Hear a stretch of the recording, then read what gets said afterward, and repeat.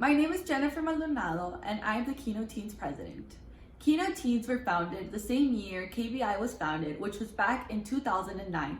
Therefore, Kino Teens is a network of clubs at high schools that provide students across the country the opportunity to accompany deported migrants, participate in educational activities with an emphasis on understanding the stories of migrants and the complex issues of migration, and to defend migrants' rights through advocacy. Kino Teens seek to embody the heritage of Padre Kino, who was a defender of Native people and a protector of their rights. As Kino Teens, we plan activities in 3 dimensions: share, accompany, and defend. We help humanize the reality of migration by listening to and sharing the stories of migrants wherever they live. Part of our mission as Kino Teens is to accompany migrants in their journeys by being present with them in conversation, community, and prayer. As Kino Teens, we also defend the rights of migrants by advocating for more humane, just, and workable migration policies locally and nationally. Being a Kino Teen means that you broaden your perspectives and think from the perspective of a Catholic social teaching. Hello, welcome to the Kino Border Initiative Comedor here in Nogales, Sonora. This is a comedor where we serve migrants.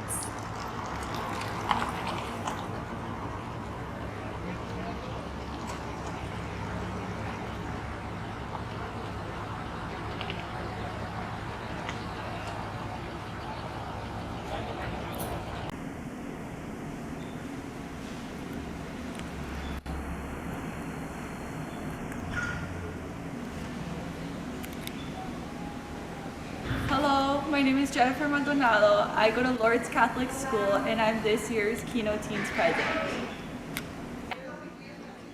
I'm Michelle Arzate. I'm from Lourdes Catholic School and I'm the Kino Teens Vice President. Currently, we're not helping in the comedor to serve migrants due to COVID, but we are writing letters to migrants in the comedor and incarcerated migrants to let them know that we're still listening to them and we're here for them.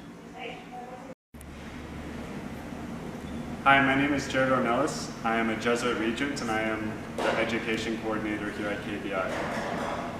Currently at KBI, we aren't accepting all the volunteers that we've had in the past due to COVID restrictions. So mostly staff and a few long-term volunteers are helping serve food. Most of our services, as you can see, we have a new center for migrants built. Most of our services are not working at 100%. We can't allow people to stay in the new shelter that we have built. But we serve food once a day, and we serve in Tupperware for people to take with them. We still provide legal services. We provide help finding jobs for migrants who are here long-term waiting for asylum. And we also have psychological services and services for children. Right now, one of our biggest campaigns is Save Asylum. Because of COVID, asylum has been discontinued on the southern border. They're not accepting new applications and they're not processing people who already turned in their applications. So migrants and asylum seekers, along with allies in Arizona, have been hosting events, digital and in person, to raise awareness and to push the US government to recognize asylum seekers as essential travelers.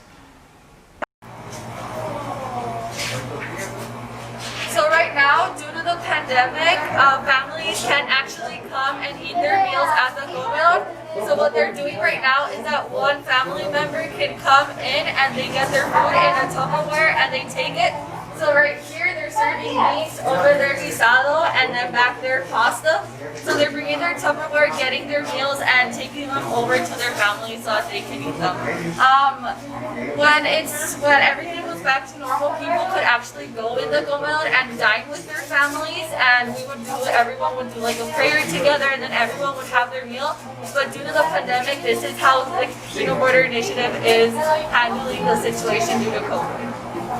And the families can take enough food for their whole family. And there's also salad and tortillas.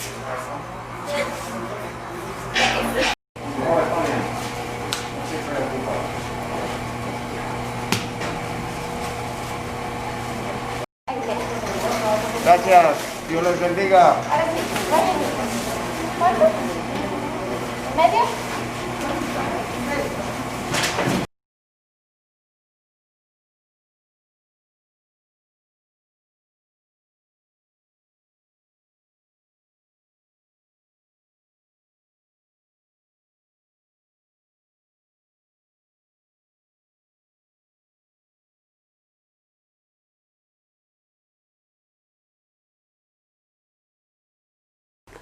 So this is one of our bodegas, or storage spaces, where we store all the donations that we receive to serve the people.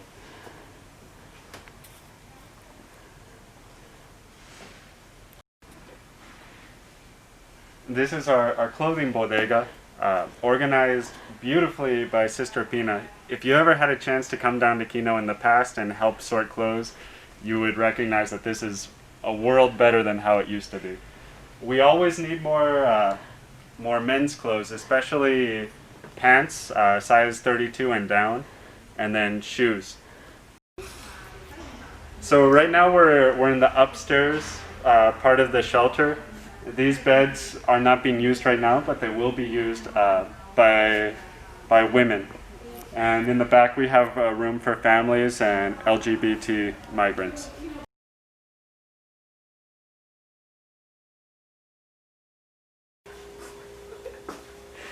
Although we can't accept migrants in the center right now, we have this fully stocked infirmary first aid station, and we give aid to migrants who need it, whether that be just pain medication or over here we have vitamins for women who are pregnant, so to help them in their process. And we also give out we take care of wounds. So for people who come with their feet full of blisters, or they got scraped up in the desert or attacked by gangs, we can treat them here.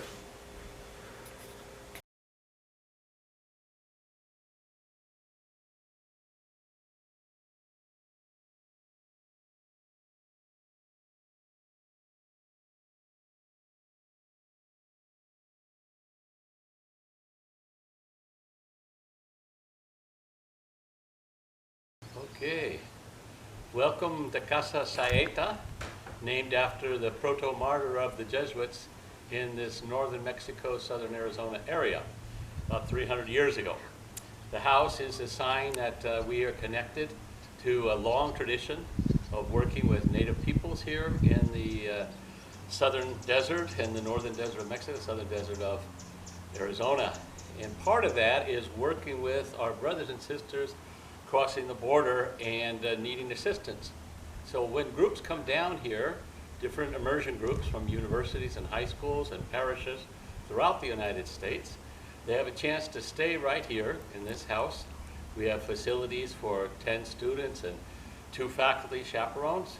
And it's from here that we do our reflection, on our prayer, and celebrate Eucharist, all of the services that help us to process what we're going through when we cross over the border and work directly with migrants in the shelter in the Comedor. So we usually do this all summer long and during spring breaks. Last year, for example, we had 56 different groups. 45 of them used our house. So, you know, it's a chance for people to really bond and form a small community.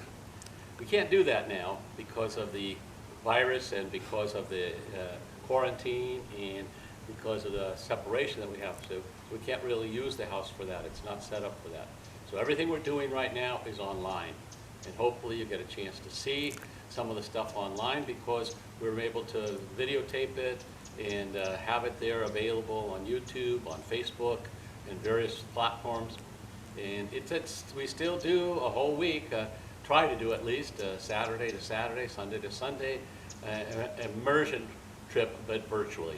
So we welcome you all to take a look at our webpage and follow us on Twitter and Instagram and those things, social medias, and keep up to date on what's happening here on the border. So once again, welcome. Thank you for coming to our breakout session, coming to our time here.